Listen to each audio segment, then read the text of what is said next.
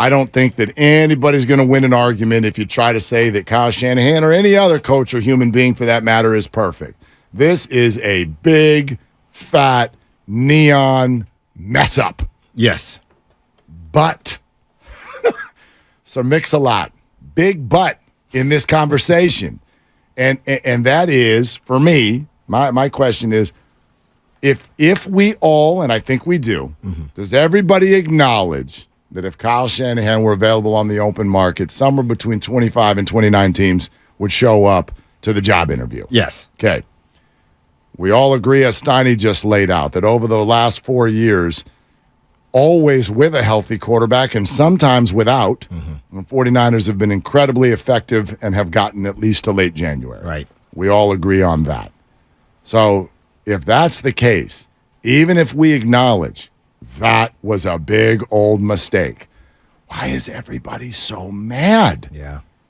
Why does everybody want Kyle Shanahan in the town square handing out free gift cards and apologies? What is that? What is it about him that has got everybody so riled up? Maybe it's part of the lying. I don't know. Or they feel like he's been lying. I'm not sure. But here's my thing, Willard. I don't really have an issue with how upset people are. I'm just confused at why people are so upset right now. Right? Wait for the Niners to not win the whole thing. That's another good point. And then be upset. I don't understand why you're upset right now. You have Brock Purdy, who's looked great. You're fully loaded. You're fully healthy. When you got to get Kittle back, you'll get him back. You'll get these guys back. You'll be ready to rock and roll week 1 in Pittsburgh. You got a top 5 offense and a top 5 defense. That's what I don't understand. Wait for them to lose and then say, Brock Purdy wasn't the guy, and you moved on from Trey Lance, or we ended up seeing Sam Darnold and he was seeing ghosts again. But being mad now, that's what doesn't make sense to me. It just seems a little premature. I mean, I do not have a cheerleading uniform, but if you are a 49er fan, yeah, it feels like some of you are running the risk of ruining the season for yourselves. Yeah. There's no accusation here, but my God, the 49ers are one of the favorites to go to the Super Bowl. Is everybody ever going to get themselves to a spot where you're actually like, okay, there's a season. There are going to be games. Let's play them. Like, are we going to do that at some point? Or are we just, and I get it, it's only been 24 hours. I understand, except for it's always something new with this conversation. Right. And we all know damn well it ain't over yet. No. Like, oh, he's going to play tomorrow night. Is he still going to be on the team tomorrow night? I don't know. Like, what's going to break next? Is he a Viking by tomorrow night? Maybe during the show. Or is he in the third quarter? Does he get yanked out in the middle of the third quarter and given a Vikings helmet? I don't know. I know more twists and turns are coming. But I want to know, what is it that those of you, because I and we hear so many of you, see it on social media, there is big, mad Kyle Shanahan energy. What is that? Yeah. What is it you'd like him to do? You have to, on some level, acknowledge the effectiveness of so much of what he's done. I, and those of us who like this regime, have to acknowledge the massive blunder that this was. And I do. I don't think of it, but that's why I made the comment a little bit ago, like, man, I would never want to be in this family. Is this how you handle it when someone makes a mistake? Like someone who's done a good job and by the way, pivoted out of the mistake with unbelievable effectiveness. Well, and that's why, again, it's not as if they're a dumpster fire and the Trey situation was a mistake. They're rolling. But I will say this, Willard, and I get it. You have your head on straight. We know that about you. But can you let people just have some time to mourn? Oh, sure. You know, the 7 stages of grief. We're in, what, stage 1 or 2? It's been a couple hours. You're telling people, figure it out. Now, can I split the answer? Can I split the answer? Yeah. First of all, Peter King, who is one of our favorites and very dialed in with Kyle Shanahan, is going to join us in an hour and 23 minutes. So make sure you do not miss that. Peter King, David Lombardi later on the show as well. Willard and Stiles, 888-957-9570 is the number. Yes, I am never going to rob the fan of their emotion. If we did, what on earth would we be doing here? So fan emotion drives this bus. And so I'm not asking for like, oh, let's also calm, rational. Right. Like that's not how it works. And I get that. However, can I ask, should you still be in stage 1 of grief? Or did you have your head buried in the sand for the whole year? And that's why you're in stage 1.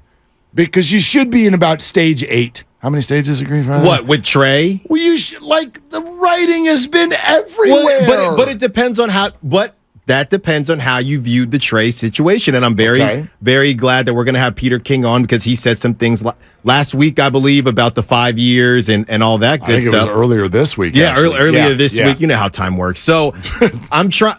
I understand what you're saying, but people will continue to see, and maybe it helps. And again, I am not speaking as myself. I'm speaking as people that might feel the way that they feel. The last time, and because we talked about this, me and you went a little bit back and forth before we knew we were going to be on together. Mm-hmm. The last time you saw Trey, hey, he's getting his confidence up. He's starting to look good.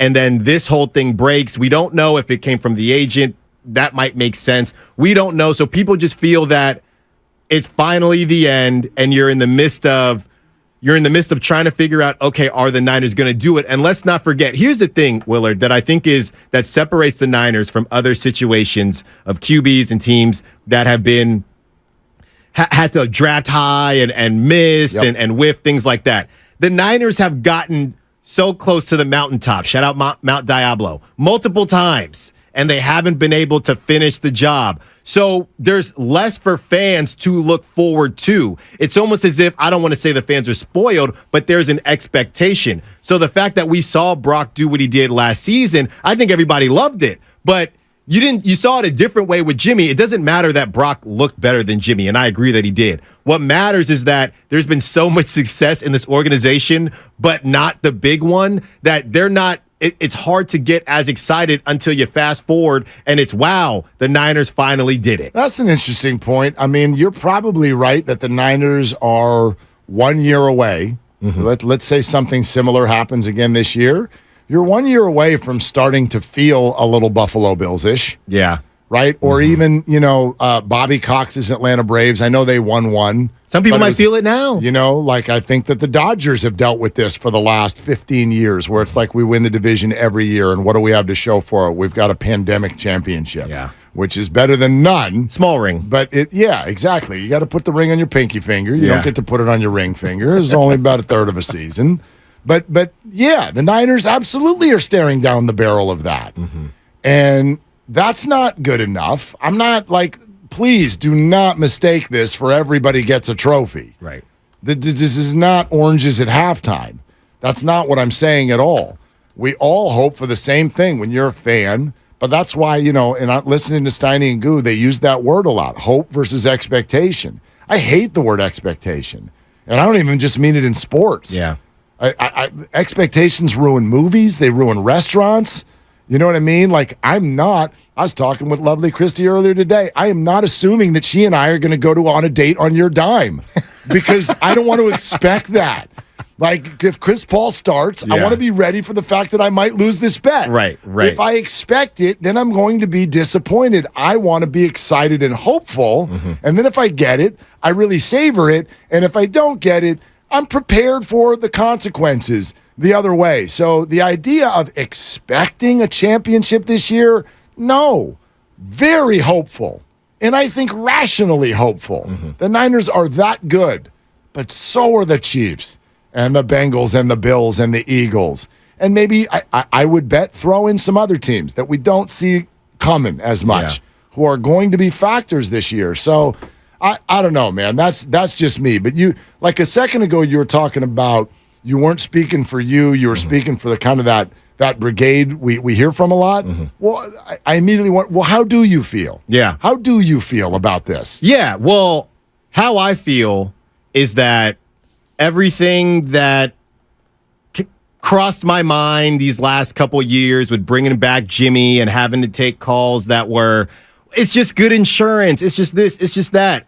Something was off. And the idea, and we'll never know, But I will always say that I believe the Niners and JD, when JD filled in for you and we are with you and did a bit of a crossover, JD even said it wasn't looking great last year for Trey. There was a reason they had a certain offense that they were running with Trey, and it wasn't looking great. And I am so upset that Trey got hurt because I feel like none of the Trey Sands and Brock Stars. Well, first of all, Brock wouldn't have played, but I feel like the idea of Trey not getting a fair shake, none of that conversation would be happening if he even just got a couple more games to see. Nobody even got to see, right? Or people don't feel like they fully got to see. You might not have liked what you saw. Mm-hmm. So I think that you do this thing where let's take Mitch Trubisky, who Buffalo Bills, we know who Mitch Trubisky is. He sits on the Bills, and all of a sudden the Steelers decide, well, we'll take a chance on him. Yep. So it's the idea of what you haven't seen. We all know, use the word expectations again, the expectations for Trey. People don't care that whoever at practice is saying, well, Trey did this, but it didn't look great. No. This is the ceiling. This is what Trey was going to be. This is what we were told, right? This is what we were sold. And I want to see it. And I think people feel robbed of it. And it's just hard to believe. It's honestly hard to believe that the Niners were this wrong. That's well said. Here's the one part of the dynamic I guess I would understand. Because I bet if you feel like this was wrong, if you feel like Kyle Shanahan is actually really bad at his job or personnel or whatever, I know that side of this conversation often hears, don't you think Kyle knows more than you? Mm-hmm. And I think a fair response would be, well, I thought he knew more than me when he made this pick. Exactly. So I hear a lot of people say that. Like, we were excited about this pick because Kyle made it. Mm-hmm. Because we believe in Kyle. And we feel like we got let down. Like, I think all of that is so fair. So feel let down. But this angry mob thing, that's what I don't understand. I don't understand that side of it. The people who I hear who, and again, I don't think anybody really gets to the point of saying Kyle should be fired because they know it's a bad take, so everyone stops short of that. Right. Well. Yeah, because I did that a lot. I'm just saying. Right, I said yesterday, okay, you're mad at Kyle Shanahan, so what is it the Niners should do? Yeah. Well, okay, you're not going to say he should be fired because you know that's a crazy take, but you'll hear people go, well, he should be accountable. All right. Well, what does that look like? Again, do you want a press conference? You want him suspended? You want him to come to your house? Yeah. And like gift basket? Mm-hmm. You know what I mean? Like what is it you want that to look like? And I hear a lot of people, we need to stop calling him this guru, this genius. Mm-hmm. And I'm like, then go ahead and stop calling him that. Yeah. You're the ones who started calling him that. It doesn't say guru behind his head when he has a press conference. Well, I don't think they started. He didn't say that. No, I think it's other prognosticators and analysts who said it, and then it just got adopted. And there has been this back and forth because Sean McVay's the same way. He has a version of that title. Genius. Yeah, a version of that title. So I don't think fans just came up with it. They trust. I was actually watching the BS High with Bishop Sycamore. Okay. I watched that yesterday, and Bomani's on it too. And Bomani is saying people just hold TV to such a high regard. And you hear somebody say something on TV, and you think, okay, Kyle Shanahan's a genius. Let's rock and roll. So I wouldn't put that on the fans. No, it's not on the. Okay, I'm not putting anything on the fans. Mm-hmm. But I'm trying to understand where this level of either anger, vitriol, or looking for some sort of response, where this comes from in the middle of being a Super Bowl favorite coming off of a 13-4 year. Yeah. I wonder if how many of you know that the rest of the country looks at you and what the hell is so wrong? You hit it the nail on the head with the timing. If this was March or February and you have so much time before football actually starts, and let's be honest, you're kind of bored, get the pitchforks out. Why not? We love the content. We'll take the calls. But right before the season's about to start, with this roster, and you're upset about a guy who maybe part of it is you don't trust Sam Darnold. maybe that's a part of it. What is it that gets everybody so riled up? Do you know, like that has to be? I've always thought personally. Like Kapler. Let's put it this way. Yes, Kapler. I'm glad you're going here. Okay, let's talk Kapler. That I understand. I may not agree with it, but I get it. I said this to JD 15 times last week. If Gabe Kapler rubs you the wrong way, I get it. I'm not dumb, and I can see that. And I like Gabe Kapler. Yeah, I do too. I like Gabe Kapler more than Shanahan personally. But you go out there and you got a Giants team that scores 1.5 runs a week, and you respond by putting out a burger video on IG and showing your hand tat. Right? Leave the hand tats alone. I love it. You know that I love it. But the bottom line is he's different. And so that doesn't make it okay. But I understand if people are like, well, who is this guy? What's he all about? Like, and then the incident last week with Danny where he kind of came off of, like he comes off arrogant. I understand that. Some people think that about Kyle Shanahan. I look at Kyle. I wonder, like, this is a fair question. Do Gabe's players think that he's arrogant? I bet some of them do. I wonder how many of you know this and how much it matters to you. Kyle's players, oh my God, they love him. They love him. They think Kyle is that dude. He's him. They love to play for him. You can see it in the results. They love to run through a wall for him. They want to come here. He's got a relationship, like even Pelissero comes on with us yesterday through the midst of everything that's happened with Trey Lance. Pelissero goes, this is not a bleep you situation. This is not a standoff. Nick Bosa right now. Why isn't anybody chirping? Because there is an underlying respect that these players and everyone in the organization have for Kyle, the person, the coach, not the play sheet. Nobody there. Like Kyle doesn't walk into the room and go, look, so I'm a genius, so everybody gather around. He doesn't do that. So where does the perception come from? Why does he have this effect on people? I personally think that he does come off a bit smug. Okay. I do. And I think Gabe Kapler does too. I think they both do. When we're looking at how everything went down with Trey, a couple things. You got to remember timing, right? So it really just matters. Do you care that they, I don't know if you want to use the word lie, but stretch the truth a little bit this whole time? And they're not the only, I think a lot of organizations do it, but they got caught. Are there any that don't? No, I don't think that there are, Okay. but it's right in front of your face, and this is somebody that you thought was going to be a pillar. And let's be honest, people still have questions about Brock Purdy. I'm not saying who, I'm just saying there are still questions about Brock Purdy until you win the big one because you've done so much so far. So you went out and you told everybody that getting Jimmy was just a smart thing to do. Again, I didn't lie. It was a smart thing to do. But you're not going to say it's because Trey's been trash. Yeah, no one's going to say that. So let me keep going. Let me keep going. All right. So then that whole thing happens. Let Styles cook. And then after that, right? And I'm not going to hit them all here. I'll get them throughout the show.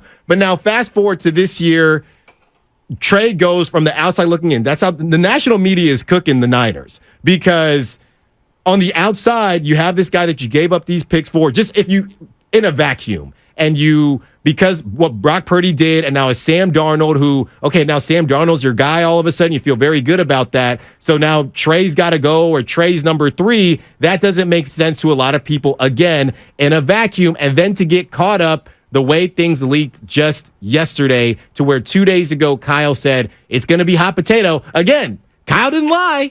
He did not lie, but he did stretch the truth. I'm just telling you, this is why people feel, hey, man, you're kind of pulling the sheet from over us, and you can do that, and other teams do it, but it doesn't make me feel good. Okay, but I got 2 responses to that. Number one, are any of you running around in life thinking that professional sports teams are telling you the truth? I mean, we could just stop that right now. I don't think so. They're telling you when it's in front of your face. Version of the truth that they can share at the time. But let's take it a step further. If you don't accept what I'm saying, all right, let's say they did do what you wanted to do. Come on, Kyle, be honest. If you think he was disrespectful to Trey Lance with what actually happened, what do you think you would think if he was just straight honest? Is that what you want him to do? Do you want the 49ers to come out and say, so here's the deal. We signed Sam the first day of free agency. We were actually trying to trade Trey before then.